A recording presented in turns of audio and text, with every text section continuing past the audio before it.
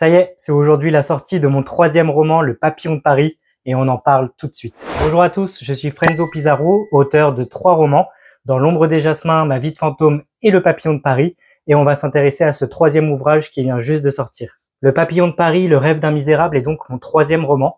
Il vient d'être publié chez l'Alchimiste Éditions, et je suis hyper content. C'est à ce jour le roman qui m'a demandé le plus de travail au niveau de la plume. On s'en rendra peut-être pas forcément compte à la lecture. Je pense que celle-ci est fluide, mais on va peut-être pas se rendre compte du travail de recherche qu'il y a derrière, ni par rapport à la plume.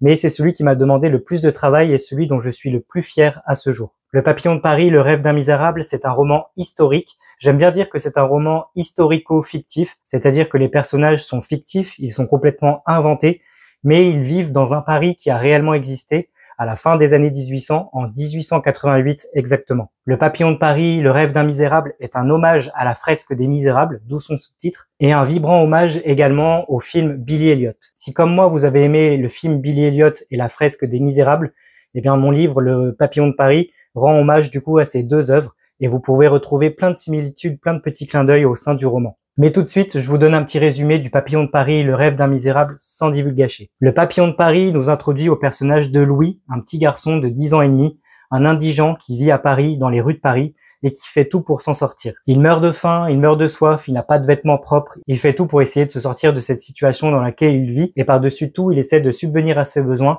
et à ceux de sa maman.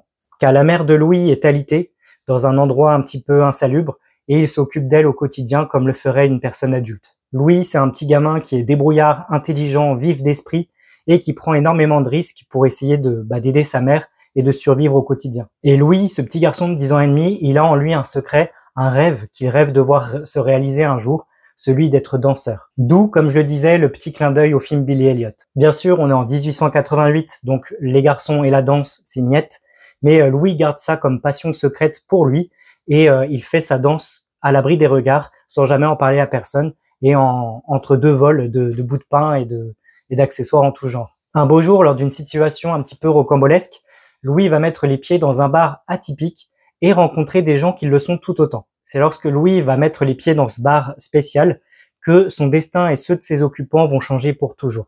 Je n'en dis pas plus, vous en savez déjà bien assez, donc si ce petit résumé vous a plu, n'hésitez surtout pas à vous procurer le roman. Encore une fois, vous êtes dans un roman historico-fictif, un drame, si vous voulez, même, on peut dire ça, avec beaucoup d'émotions, beaucoup d'amour, beaucoup de bons sentiments, et ce Paris du 18e qui se dessine au niveau de la plume. C'est un roman très court, il se lit assez rapidement, les chapitres sont courts également, et surtout, et c'est là que ça devient intéressant, c'est que c'est un roman illustré. Comme vous pouvez le voir à l'écran, vous avez une image principale de Louis sur les toits de Paris, qui observe du coup ce Paris des années 1888, et il y a plein d'autres illustrations comme ça au sein du roman, que je garde secret pour les lecteurs. Avec cette belle couverture, ce beau résumé, ces belles illustrations, Le Papillon de Paris est un roman qui pourrait vous plaire et j'ai hâte que vous le lisiez. Ce roman, comme je le disais, il est publié aux éditions L'Alchimiste, mais vous pouvez vous le procurer partout sur les plateformes internet, que ce soit Amazon, Fnac, Cultura, dans vos librairies. Et il est également disponible sur ma boutique en ligne, sur mon site internet canal-frenzo.com. Vous pouvez le commander directement sur ma boutique et je vous l'enverrai dédicacé avec un marque-page. Et voilà, je crois que j'ai fait le tour. C'est une petite vidéo promo pour aujourd'hui. Mais voilà, pour vous dire que Le Papillon de Paris, le rêve d'un misérable, mon troisième roman, est disponible. Vous pouvez vous le procurer. N'hésitez pas à me dire en commentaire sous cette vidéo si vous comptez vous le procurer, si vous l'avez lu. N'hésitez pas à me laisser un petit commentaire. N'hésitez pas aussi également à en laisser sur les réseaux sociaux une fois que vous avez lu mon livre. Quant à moi, je vous dis à bientôt pour une nouvelle vidéo livresque ou une nouvelle vidéo écriture. On verra ça. Je vous dis à très bientôt. Prenez bien soin de vous. Ciao.